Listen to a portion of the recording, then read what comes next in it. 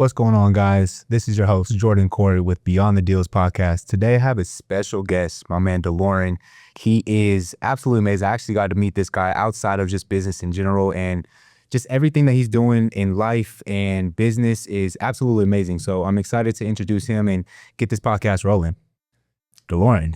Thank you for having me, Jordan. Yeah, thanks for coming on here. I'm super excited to have you here.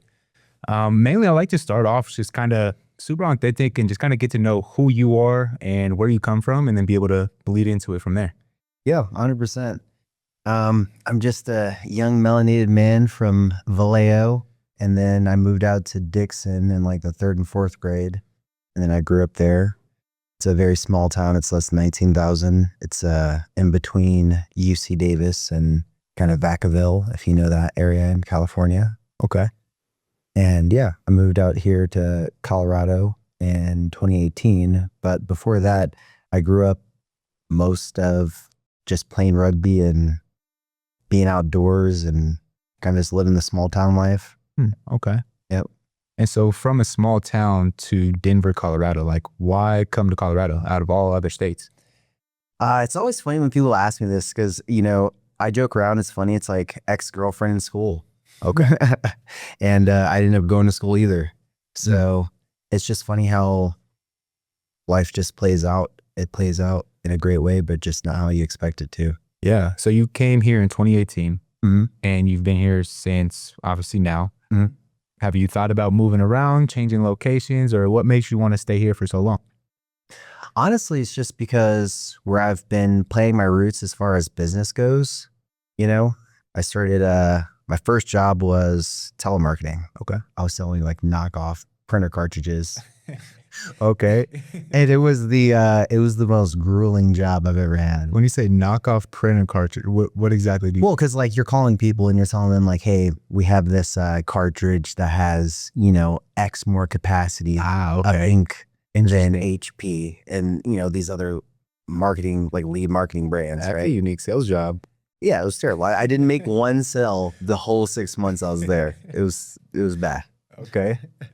But, it really taught you how to call people and talk to people and just get used to rejections. Yeah. Which is very important just in life. You have to be okay with, taking a no, and you have to be okay with failing, because that's how you're going to learn. Yeah. I love that. So I'm curious, how old are you? I always like to ask that because typically when I watch a podcast, I'm like, how old is this guy? How did he get started, and like when did this whole thing take off for him? Yeah, so I'm a 90s baby, 99. Okay. So I'm 26. Okay. Yep, I'm 26. And real estate got started in 2020 when I got laid off because of COVID. I was running a car dealership. Okay. And, I was one of those people in March when COVID hit that I got laid off. And I was really thinking, because during that time, I took a lot of time to hike and just like be outdoors by myself, because obviously you couldn't be around a lot of people.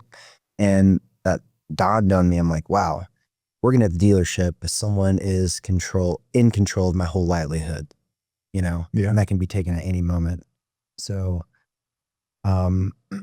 through a lady friend of mine, now my fiance, and a good friend of mine who's also a Marine as well, he actually introduced me into real estate and was like, hey, you can do real estate.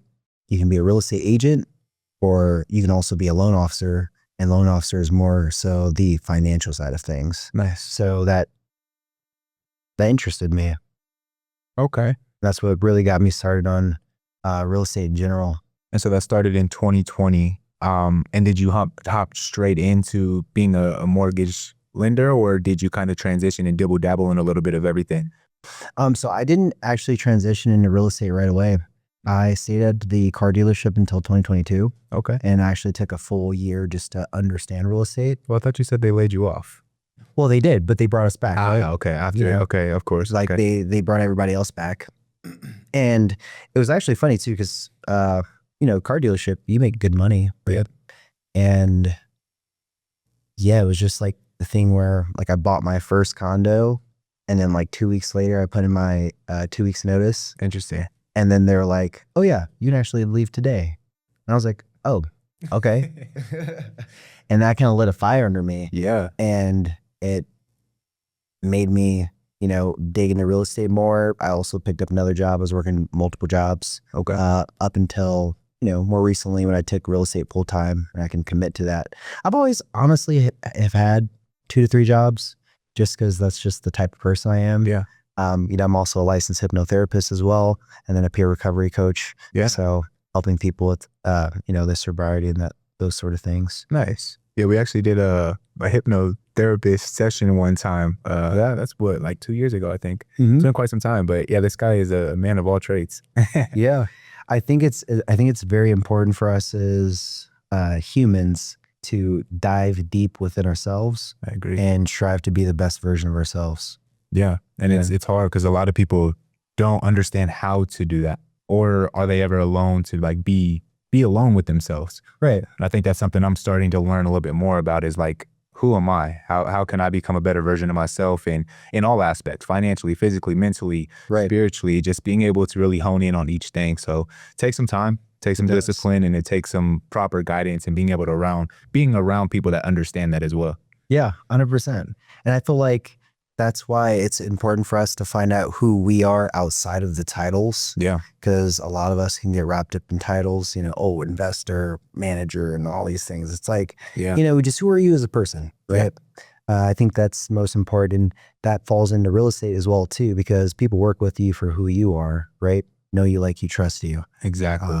They don't work with the brand, so to say. All right. So 2022, you left the car dealership and did you go full time into real estate at that time?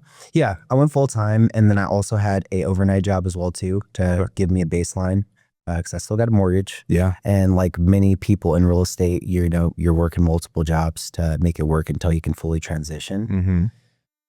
Honestly, I wish I would have known what I was getting into, because I really didn't know what I was getting into. Like it was a full career change. And I was pretty naive because I had a knack for succeeding, even though I'm kind of learning on the fly. Yeah. And this was a big jump, and I kind of overestimated my abilities, And when you say overestimated your abilities, what do you mean? Well, I bought my place at 22. I was making 6 figures at the car dealership. I quit. And then my first year of real estate, I only made $12,000 for making 6 figures. Yeah. So he was transitioning. Yeah, it's like the haircut was insane. Smack in the face, you're bad boy. Yeah, okay. So it was like, oh shit, got really serious really fast. Yeah. Because at my first brokerage, I was putting in the calls, 30 to 40 calls a day. Those calls go into 10 talks. You're usually going to get a hold of 10 people. Out of those 10 people, you should schedule one meeting. Out of that one meeting, you should get one lead. Out of that lead, you should get an application. So that's kind of like the funnel from start to finish, like what we're following day to day, Monday through Friday. Okay. And I was pounding phones hard, man, but it was just, I think I was too focused on generating the money versus providing the value and helping people. Of course. And, what you chase tends to run away from you. Yep. So I learned that the hard way. And once I finally transitioned to what I'm doing now, having purpose, having specific people in mind, even though I help everybody, especially veterans too. But having specific people in mind that I want to cater to and help, that way I can narrow down my focus and be more efficient. I think that goes back down to narrowing into your niche. In a sense, I know Alex Ramosi, he was on like, don't make me niche slap you. Right. And so like, I'm in the same boat where like, I want to help everybody, but also want to narrow down and be able to identify, okay, this is my target audience that I truly want to help. Right. And that's when things actually start to get a little bit easier, because now you can really specialize specifically on that person. 100%. I love it. And I think, one thing that's not talked about that's super important as a mortgage broker is to connect with other lenders. You're not the only guy out there, and it's naive to think that as well. So why don't you provide value? If you can't get something done, have that referral that can get that thing done. Yeah, it's all about collaboration over competition. Everybody in the real estate industry, just really in life in general, sees other people as competition. Right. But once you realize like, hey, if we all come together and we figure out the best way to help each other, I mean, we're all going to win. There's an abundant amount of opportunities out there. It just comes down to realizing that and working with like-minded people too. Yeah. And you don't understand that when you first start real estate. Mm-hmm. I think some people have a very natural transition, and they're very good communicators. So they connect with people very well. And I mean, more so specifically with real estate agents. Yeah. Because you can have real estate agents, they start and they have a crazy year, like, 10 million or 5 million, whatever, for their first year. Yeah. Easy. But, loan officers, sometimes it takes them a little bit longer to spin up, but you do have the same examples in loan officers as well. They have, multiple million within their first few years. Mm-hmm. But the thing is, it's like sometimes you just get in your own way, and like we said earlier, like chasing things, it just kind of pushes people away, pushes people off energetically. They understand that. And it's like, I don't know if I really want to work with those people. And then also too, just not having experience, man, not having experience, like you lose deals to people that are willing to do it for cheaper. 100%. And at the time I was at a brokerage, I couldn't necessarily discount my compensation, even though I wanted to. I just didn't have the option to. So it's like that makes it hard, and makes it harder for you to maintain business and keep business as well too. Yeah. But as you get reps in, you understand these things, you lose deals, you have more of an understanding on what does it actually take to retain a client, maintain a client, keep them happy, and then deliver, and then give them results, and then hopefully get referral business from them. Yeah. And just rinse and repeat with the next client. Love that. So you were at a brokerage before Loan House, of course. Mm-hmm. How long were you with that brokerage before you transitioned over to Loan House? So I believe I was with that brokerage for like a year and some change. Okay. And then I moved to another brokerage, which is Edge Home Finance, which is one of the biggest loan brokers in the U.S. Nice. I think Okay. they have like 2,000 loan officers. Very great brokerage, provide very good value. At the time, I needed more support and, more hand-holding, so to say. Yeah. Because bringing in leads, but don't know how to necessarily keep them down and that sort of thing. But now, moving over to Loan House, it's been a breath of fresh air because the support has been immense. I love that. And I think that is one super important thing in real estate is having a healthy environment around you in order for you to thrive. Because if not, you're going to stay, it's almost like a fish tank, right? Mm-hmm. The fish only grow the size of the fish tank. So, I agree. you got to grow that ecosystem. You got to grow that environment that pours back into you, which is really important. Yeah. No, it's nice to have people around you too that want you to win. They're like pushing for you to become better. And cool thing, I know when you were first transitioning over to Loan House, I remember you talking super highly of them. Just everything that they're doing, all the support that they give you. Yeah.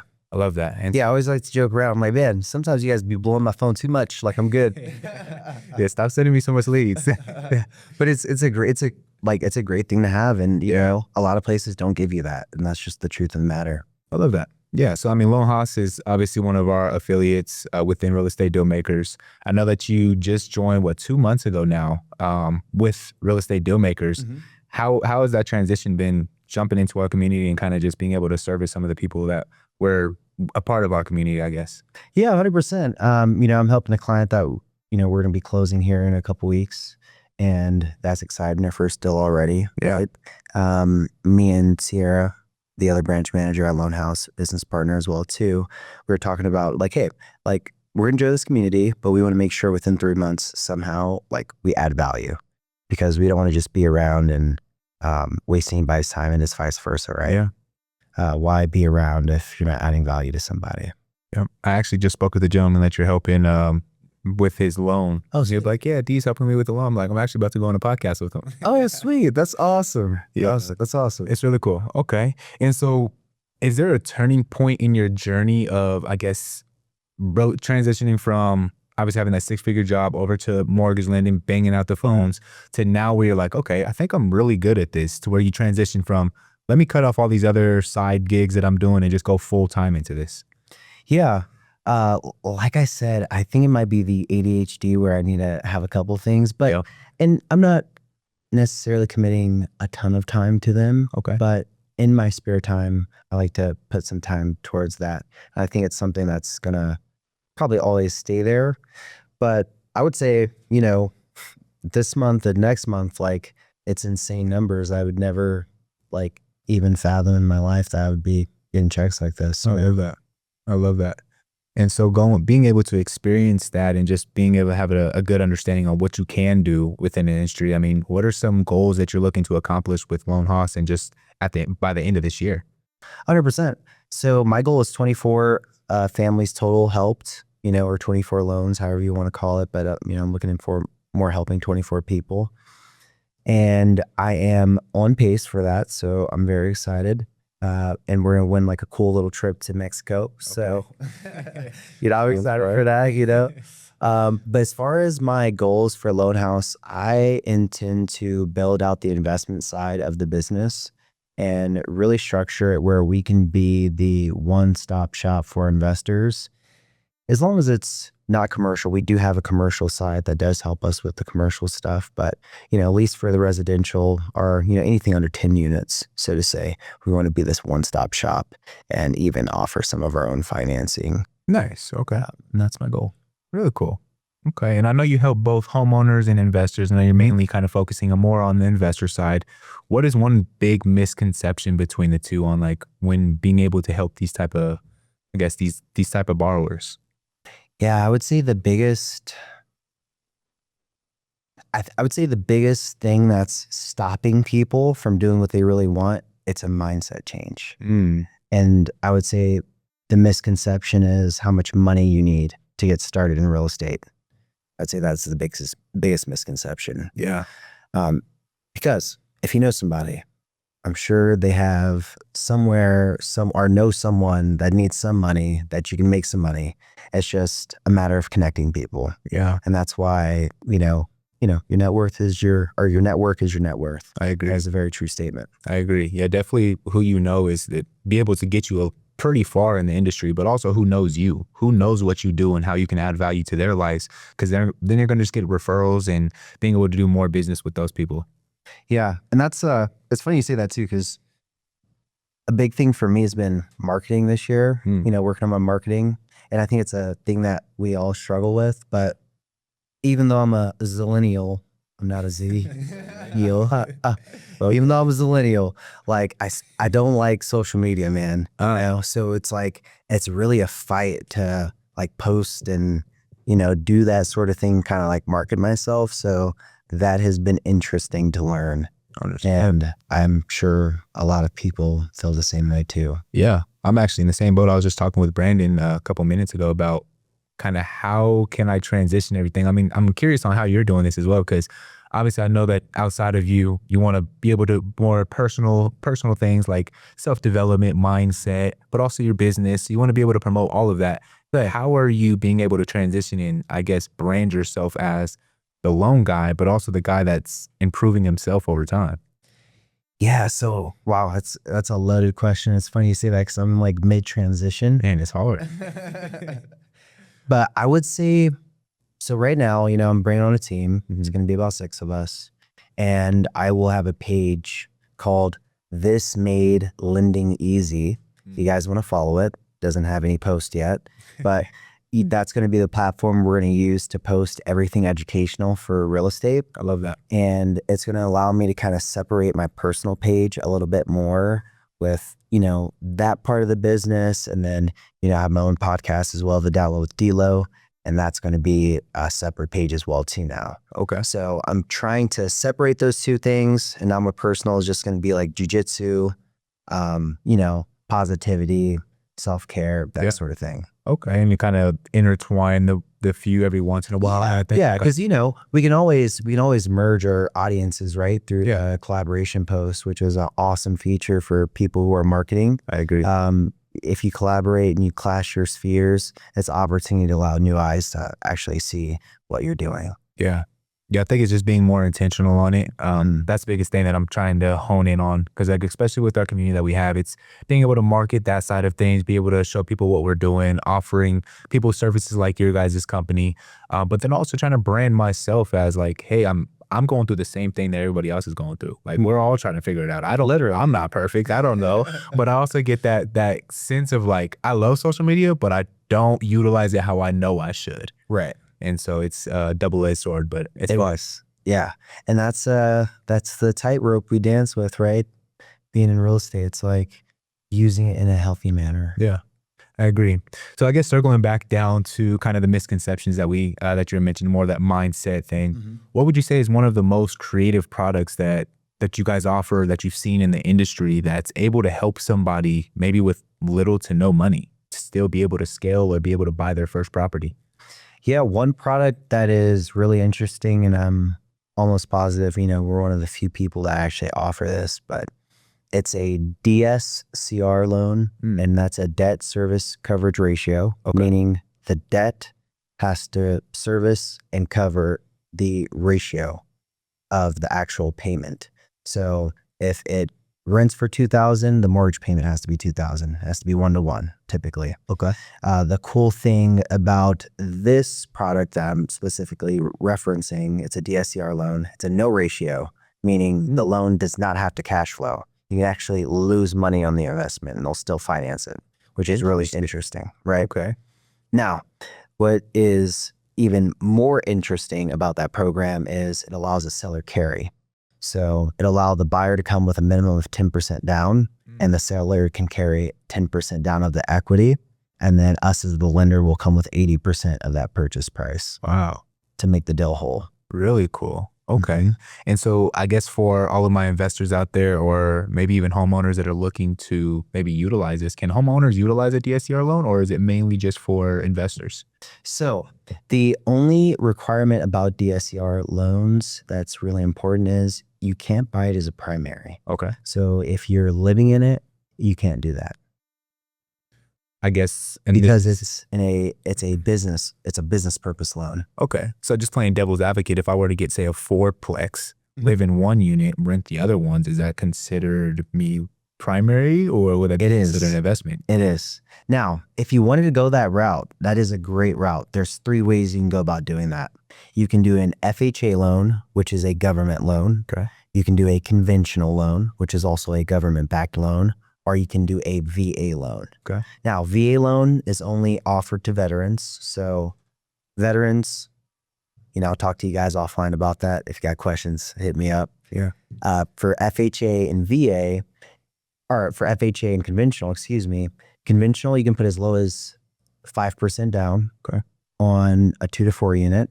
And then for an FHA loan, you can put as low as 3.5% down.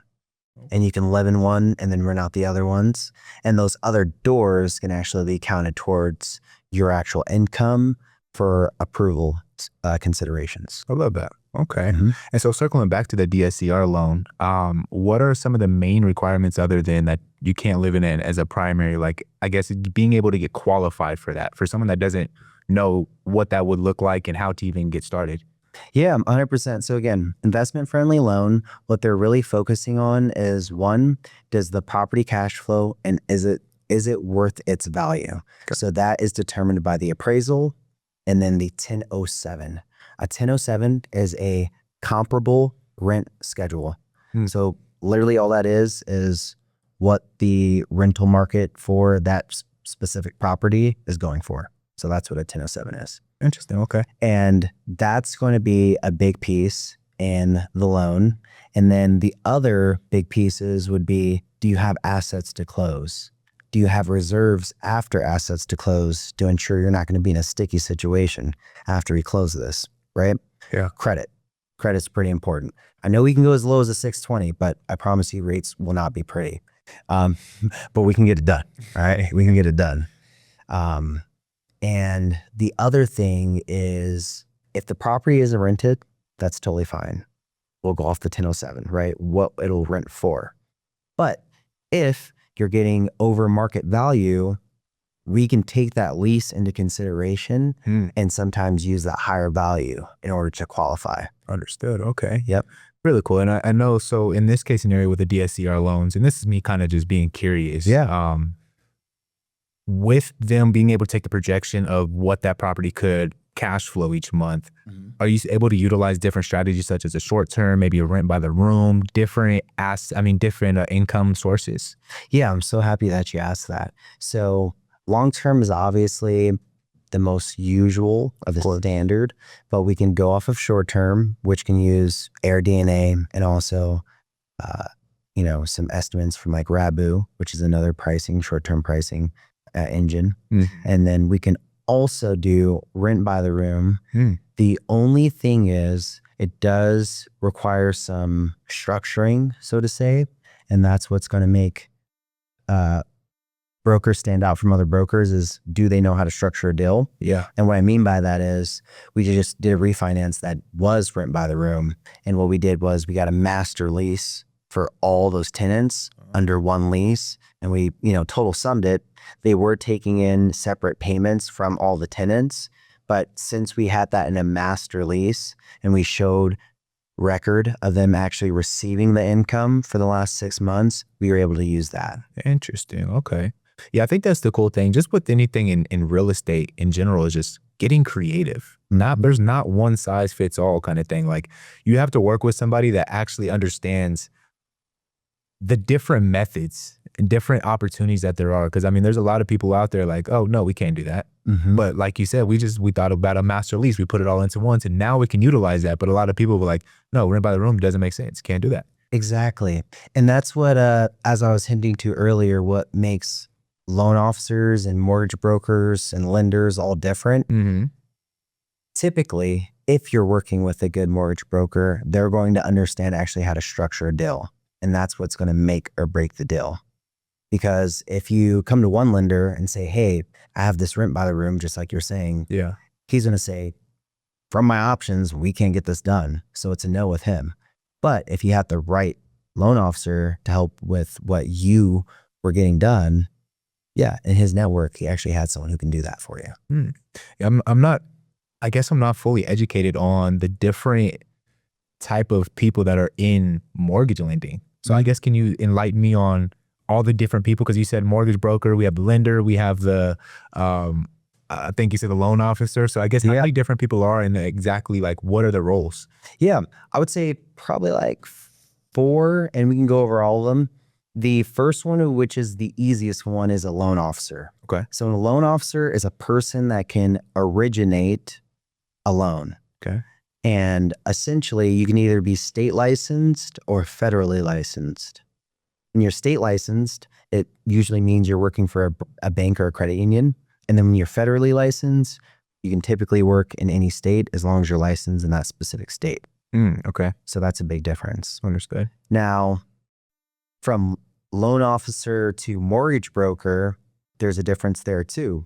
When you're working with loan officers, like I said, they're usually working for an institution, retail. They only have those options to provide for you when it comes to lending.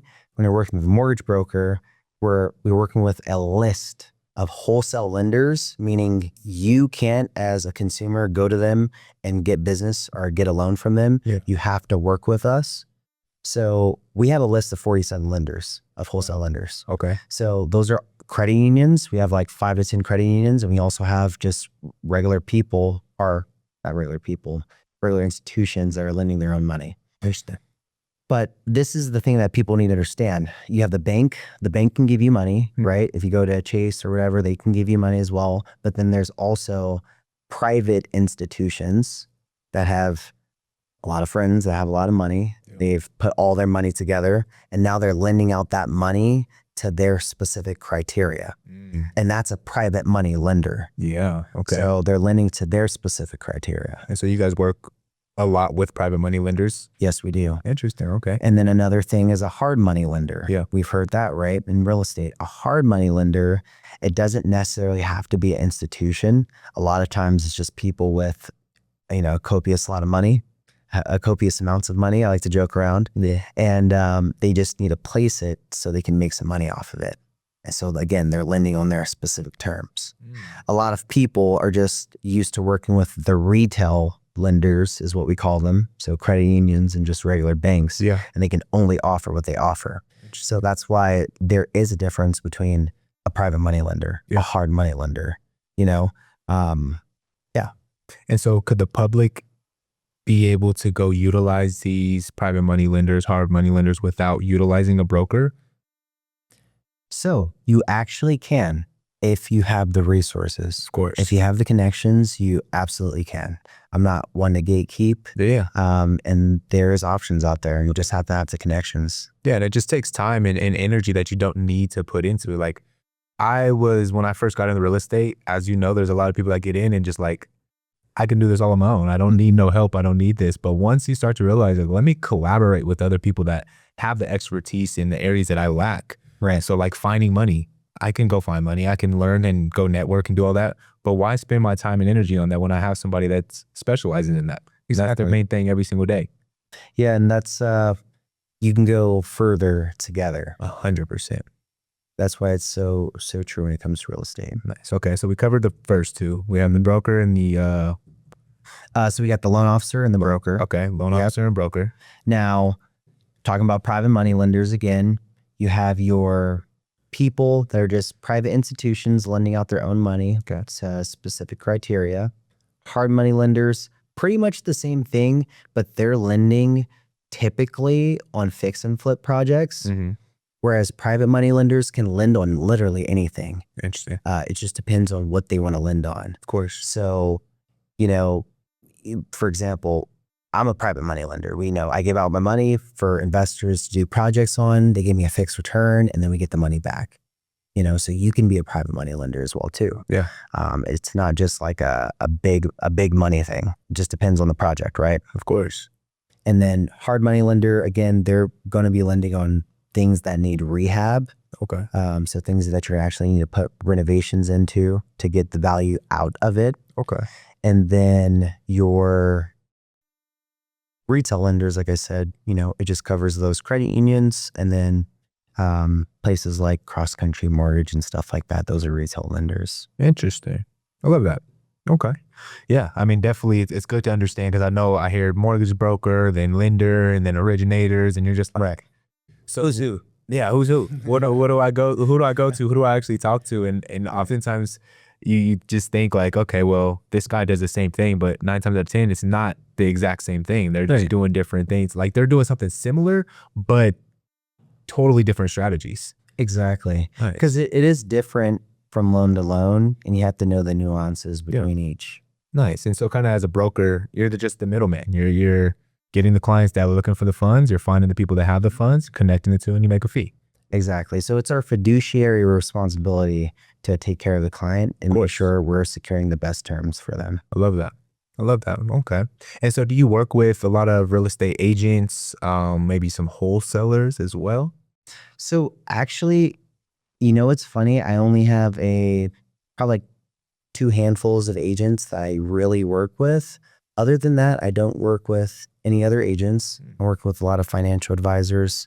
Wholesalers, I do work with wholesalers, but it's mostly to obtain maybe off-market deals for my clients that I have that are buying for buy and holds. Yeah. So that's usually the only time I collaborate with wholesalers. I would say my main focus is loving on the people that have worked with me and seeing how I can help their friends and family as well. Nice. Okay. And so your main focus is mainly just kind of helping investors at the moment, looking to. If you're 1099, if you're a gig worker, and someone's denied you for a loan, that sort of thing, you don't have to necessarily be a business owner. But if you're 1099, maybe you've written off some things and you have money coming from different places and you need someone to explain that in a very concise manner in order to get some money, that would be me. I love that. And I know you're huge on just being able to educate somebody. At the end of the day, it's like, we don't even have to do business. I just want to make sure that you make the proper educated move before you go ahead and sign something that doesn't even make sense. Right. And for us too, like, we don't get paid until the deal's closed. Yeah. So it's 100% in our best interest to make sure we're saying the things that are true. Yeah. Because if we get close to closing and it's not what we said, definitely people are going to feel a type of way. What do you see that may be like a trend amongst people that you've helped in the past or just people that you've had communication with? Like, what are some things that they're struggling to understand when it comes to being able to qualify for these loans or being able to apply for different types of loans? I would say it really goes back to what we said earlier. It's the mindset, like Okay. waiting for them to get over the cusp of like a mindset thing. Yeah. Personally, all my deals this year have been either veterans or investors. So, veterans, they have that mindset. It's just like whatever they want to get done, they're going to put their mind to, They will make you happy. right? So for them, it's just like, hey, show me the road and I'll walk it. Yeah. Hold my hand, I'll walk it. Like, no problem. For the investors, it's honestly the same thing too. It's like, hey, do the numbers make sense? Oh, the numbers make sense. We're good. Like, just let's facilitate this. Let's make it happen. So that's why I guess for me, like businesses came easy because it's like, it's people who want to make this happen. So you want to help them. A lot of times those people that are on a fence, they're the ones who never get anything done. Yeah. You know? 100%. And they're like, oh, I should have bought last year. I should have bought last year. And how many people I should have bought last year and it's 5 years later. Yeah. Still don't got a property. Yeah, that's the biggest thing is the action, taking the action to do it. Like I struggled with that for a little bit when I first jumped in. It's just like I wanted to learn everything before I actually took the action. But once you realize like, okay, let me just jump off the bridge, build the plane as I'm going down. Right. That's when you really start to learn a lot from it. And whether you fall on your face or not, like as long as you are able to get back up and redo it, you're going to learn some valuable lessons. Right. What was like the mind shift change for you? I would say just knowing that like I feel like I'm destined for something greater. Like I truly have that burning desire inside me, knowing that like, hey, I'm gonna be one of the top 1%. Now, how am I gonna get there? I don't know. And I've tried so many different things. I feel like my biggest issue was just dabbling in so many different business ventures. Like I'll take the action. I would do it for a couple months and I'm like, oh, let me try this. And then I'll switch. This shiny object syndrome. 100%. And I still deal with it till this day. And I try not to, but I've niched down a little bit on a few things that I'm focusing on. And I think the biggest thing for me too was when I quit my full-time job, like some similar to you. Yeah. I bought my condo. I think 2 months in, I quit my server job. And my girlfriend at the time, she was just like, okay, I guess we're doing this. So, Yeah. And I'm blessed to say that I haven't worked a 9 to 5 for 5 years now. But as an entrepreneur, it always has its ups and downs. It always has its roller coaster. So it's being able to just get past that mindset, but continuously improve your mindset because it's going to be hard. And know you're just going to ride a wave. Yeah. Know you are going to ride a wave in real estate, and sometimes you're on the top of it. Sometimes you're on the front end of it when it's crashing. Yeah. And sometimes you're on the back end of it, on the way up. Yeah. So that's just real estate for you. Yeah, I agree. And I think it's just being optimistic and continuously being positive about the whole transition. Like there's been months I've been down, super down, but I'm never going to show that. I'm still going to go handle my business, do what I have to do, collaborate with the people I have to collaborate, not bring that negative energy. Right. Yeah. Man, you've been crushing it in the mortgage lending space for just this 6 months that's into this year. You mentioned that you've closed 3 million in loans? Yeah, 3 million loans, 8 loans closed. Like I said, by next week it'll be 7.1 million with 9 loans closed. So that damn near doubled it. A little bit over doubled within the next couple months. Exactly. And then end of next month we have 5 closings up, so we should close that month at about 8 million. Nice. Okay. 8.5 million. Really? I love that. I love that. What would you say is like one loan or one situation that you've kind of helped somebody get through where other lenders are like, no, this is impossible. We can't do that. So like, what is something that you've brought to the table that was able to help that person? Yeah, 100%. I'll give you 2 quick examples. Yeah. So one example was last year, actually in March, was a good friend of mine. He does sober living. He also does rent by the room, right? But he was getting some money from the state, ended up getting a very sizable lump sum from the state a week before closing. And the cool thing is he was a first-time home buyer and a first-time investor. Oh, wow. Yeah, and it was a DSCR loan. And typically they don't allow first-time home buyers along with first-time investors. And we had no sourcing and no seasoning, meaning they didn't care where the money came from and they didn't care how long the money was in the bank, which is very, very important. Yeah. Because as business owners, especially as business owners, you know, you can be getting grant money from different places. You can be getting a large check from selling off, you know, businesses. Money's coming from all different places. Yeah. So it's how flexible is that lender to those funds coming into the account. I love that. So that's one thing, one deal that I know no one else could get done, which is pretty cool. And then another recent one that we did was an 80% cash out DSCR loan. Typically lenders only go to 75%. So you're getting 80% of that home's value within typically 12 months. There can be exceptions if it's within 6 to 12 months.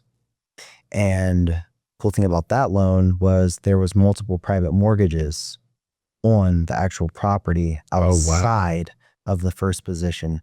So a first position loan or first position debt, I like to call it, is the first lender on the property who holds the majority principal on that property. Yeah. So who gave out the first lump sum of money. And then we had 4 other people essentially in line that gave money for the equity of the property that we had to pay off at closing. So a lot of lenders, they won't touch something like that because the money is coming from individuals, right? Not necessarily individuals as like, you know, Bob and Jill, but it's like LLC blank. Well, those are the private money lenders that Exactly. we're discussing. Private money lenders. So they're giving them money as working capital for their business. Yeah. And their security is the value in the home. Yeah, I mean, definitely having so many liens down the line. Once you get to the 3rd, the 4th, the 5th lien holder, it's like that one's a scary position to be in. Yeah. But I mean, if the numbers make sense, then I've known some private money lenders that are okay with being in 3rd, 4th lien position 100%. just because they believe in the deal. And of course, there's enough spread to where like if all else fails, first lien, second lien, third lien, they're all getting paid. I'm still making my money. Right. But it's so important for them to make that happen because, you know, you essentially had 4 people waiting on their money as working capital in real estate, you know, and they're waiting on this one deal. So that refinance freed up all 4 people's money so they can use that working capital in other deals in real estate, which is very important. Yeah, well, that's interesting. You're helping a lot of people in that transaction. Because it's a web, right? Yeah. You know, that centerpiece, and then you have all those little, you know, webs going out. Yeah, that's the cool thing about real estate. Like you help so many different people, like whether it's the seller, whether it's the seller's mother, just because it's a burden on her knowing that you have this. Right. And then you have the buyer, then you have the loan officers, and then you have all of these different moving pieces that are just like, you're helping a lot of people in one transaction. Well, it's a community. Yeah, it's real estate, right? And that's where it all comes back down to collaboration over competition. Like at the end of the day, we're all going to be making money. Right. It just comes down to how can we help this person that's in need and being able to, of course, like now find the best strategies that make sense. Yep. I guess, what is your approach when meeting with a new client, meeting with a new borrower, to identify if you can help them or not? Yeah, my approach is understanding their expectations. Okay. That is so important. Listen more than you talk. We got 2 ears for a reason and 1 mouth. Exactly. I love that. I heard a quote is like, you have 2 ears and 1 mouth without a reason. Use them proportionally. Exactly. So that's very important. So understanding what the actual problem is, because this is the funny thing. In real estate, at the end of the day, as a mortgage broker, all I am is a problem solver. Yeah. That's all I do. That's all it comes down to. Solve problems, right? So it's just understanding that problem, seeing if I have the actual solution in my tool belt, you know? And if I don't have it, do I have a referral that has it? And that's the easiest predictor whether I can help someone or not. And I'd say the hardest part is sometimes working with people's personalities. Yeah.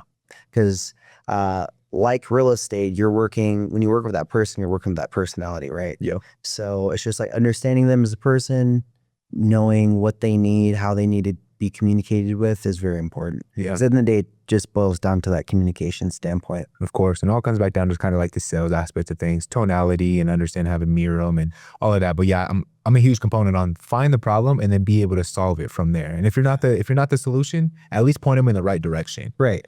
And, you know, I actually learned a different type of sales. We call it Tai Chi sales. Tai Chi Elaborate. sales. Yeah. So it's all about supporting people and understanding their problem and helping them in that problem. Because when people focus solely on the sell, they can't actually understand what the person actually needs. Yeah. You know, it's clouded. That judgment's clouded. So that's why it's so important to lead with value and see how you can help versus just trying to get the deal done. Because like I said, my first year I moved like that the whole year and, you know, we see where it got me, right? Yeah. So it's very, very incredibly important to add value. And if you can't do something, just be honest right away. You're not at fault. Yeah. You know, you haven't taken the deal or anything. You're not at fault. So if you can't do something, just say it up front. Yeah. I'm a huge component in transparency. Like, just be transparent. That's where we can understand how to possibly help each other. And if I'm not the right fit, hey, let me point you somewhere else. Right. I guess in that sense, because I know with me making calls with sellers all the time, like I would deal with different personalities, but also like there's people that are kind of ashamed of what they're going through. And so you're not getting all that information to where, of course, you have to warm them up. You have to have that conversation to become and give them the opportunity to trust you. Do you deal with that same situation with people like maybe trying to refinance or maybe get a loan? 100%, man. We're seeing all the skeletons. Yeah. You know, like the charge-offs, the collections, you know, maybe the bankruptcy like 2 years ago, 3 years ago, Yeah. however long it was, you know, so we're seeing all of it. And that's the thing. It's like you understand financials has to do a lot with emotional stability. And I feel like that's very unspoken. Elaborate a little bit more on that. So I have found that people that are financially stable tend to be more emotionally stable because as an investor, you have to be okay with riding that wave like we were talking about. Yeah. Right. So it's managing that. Like when you have a water heater that goes down in an investment, or the contractor doesn't show up, or the contractor quits the job 80% way through, right? Things like that. It's how do you maintain that composure and move accordingly? And those people that are able to adapt to what other people feel like is an insane level of pressure are the ones that tend to go further. Yeah. Because they have that aptitude, you know, the aptitude for risk. And a lot of people simply don't have that. Yeah. And that's why they stay in the same place. And that's why I say people who are emotionally stable are typically financially stable. I can see that. Yeah, I mean, I've got to that. It's kind of go back to that mindset shift and like what gave me the ability to keep going is just realizing everything happens for a reason. Everything that you're going through happens for a reason. It's more of just sitting back and looking at it as a learning lesson. What can I learn from this experience? Hey, my contractor just ran off on me with $100,000. What can I learn from that? Exactly. Maybe not give them $100,000 up front. maybe structure something differently. But right. Yeah, that's one thing I see a lot is people are super in their emotions, and any wrong thing that goes, like anything that goes wrong, they get cut off in traffic and they just blow up. Right. And it's just being able to control your emotions. And of course, I'm still trying to learn that too. I mean, especially as a young man, like we have to understand how to properly control our emotions. Right. Because I mean, we can hurt anybody at any time. So it's being able to identify, hey, this is something I need to master. Definitely. And, you know, definitely we'll want to talk about jiu-jitsu and how that plays a part in the thing. Yeah. But going back to that, that's why you'll see certain people just kind of plateau, you know, because they had all this motivation and they did these things to get forward, you know, and then all of a sudden a hiccup happens And now it like slows down their momentum. Yeah. And then like maybe the project doesn't finish or it doesn't finish in time. Now they don't make as much money. Now they don't buy the next investment because of that. So it slows down their whole progress. Mm-hmm. You know, it's those little things that have compounding effects for people. And typically they don't see it just because when they do, it's already too late. Yeah. And they're also kind of naive. They put the blinders on. Mm-hmm. Not gonna lie, I went through that. I guess that process when I went through the breakup. Like I was super motivated, knocking things out, like going to the gym, doing things like that. Right. To where I just hit that plateau. And then I was like, damn. Then you start to realize that. I think the best thing that anybody can do is like, you have to realize when you're not doing the things that you need to get done. Because a lot of people don't realize it and they're just coasting. They're just on Accountability. autopilot. Yeah, you need that. It's hard. It's hard. We don't want to admit to not being perfect. Yeah. And we're not perfect. Yeah. And it's hard for us to bite that sometimes. It is, especially when you are doing well and people see that and then you kind of go backwards and you're like, damn, I don't want people to know this. Right. I don't want to show that side of things. So it's like, of course you keep kind of put on a facade and you kind of like put it on the front. But then again, it's like, you just got to be able to realize, hey, I'm still him. I still got the opportunity to get back to where I was or even do 10 times better.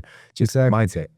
And I feel like that's why it's so important to allow yourself to fail. Mm-hmm. You know, that's something that's just super important that everyone can use in life. Allow yourself to fail so you can do more. That's a hard pill to swallow too. Mm-hmm. Because like, I've always had the mindset, let me learn from somebody that's succeeded, which is really good because it's obviously getting a mentor.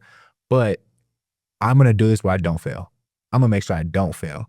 Yep. And so I hold on so tight not to fail, even though it's failing.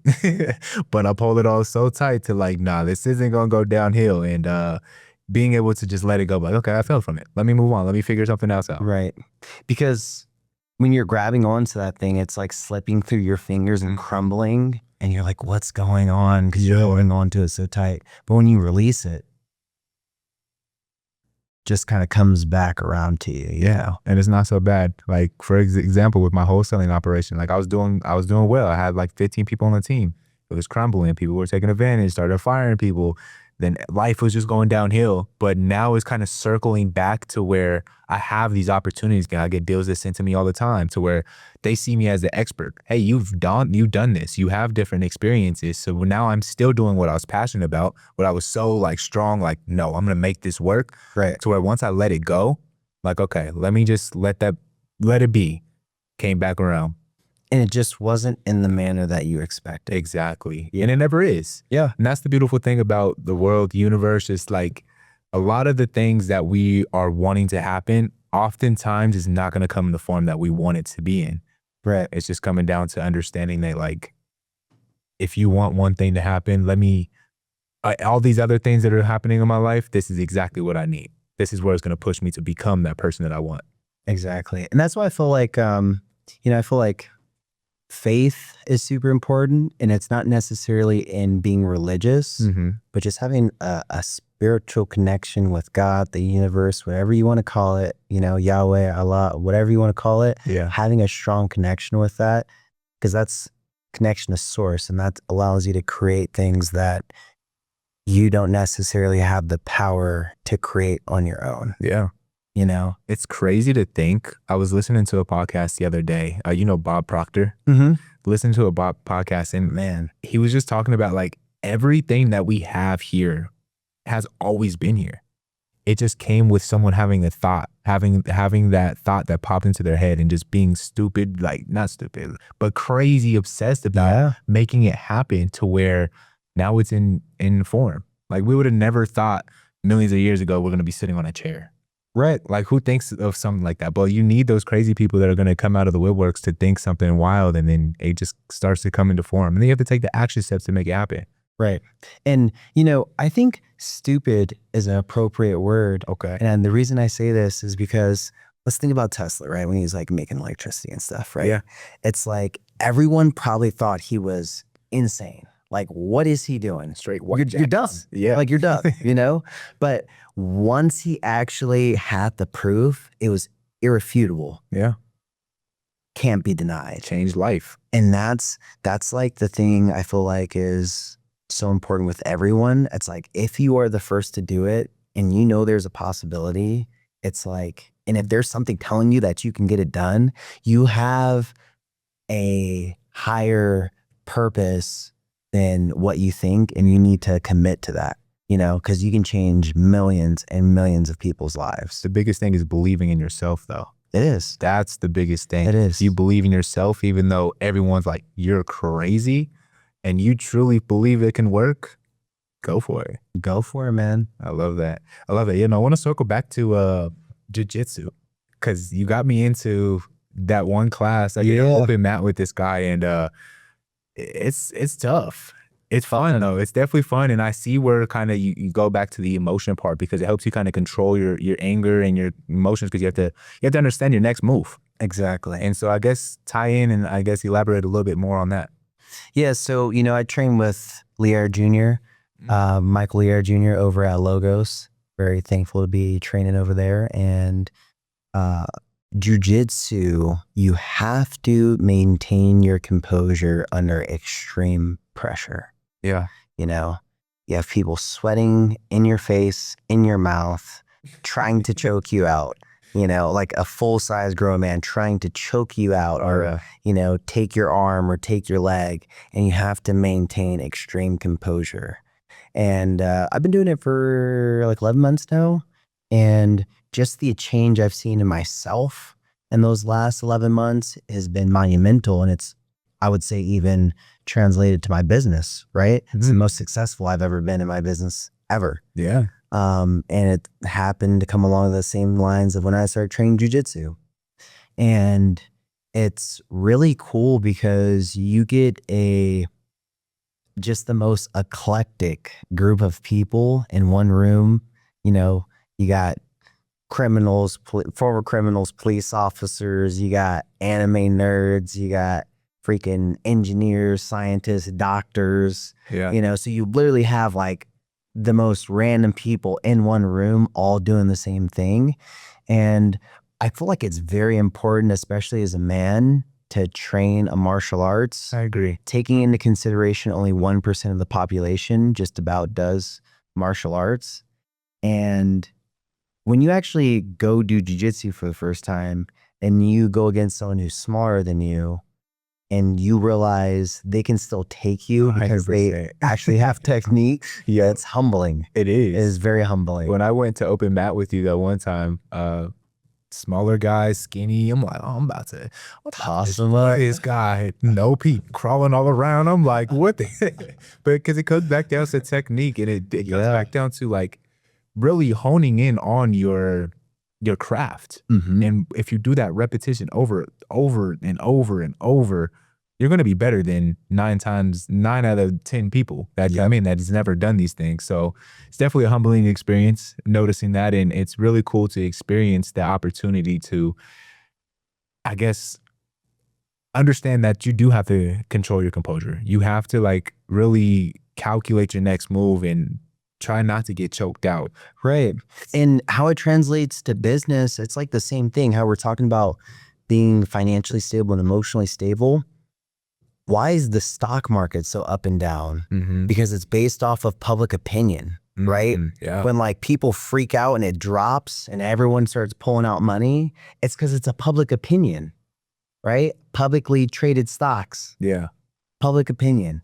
And it's what we are putting in terms of value on that company is dependent upon like how much stocks we buy, right? Yeah. So it's like, that's why you have to maintain composure, because even in real estate, let's say something pops up on one of your investments.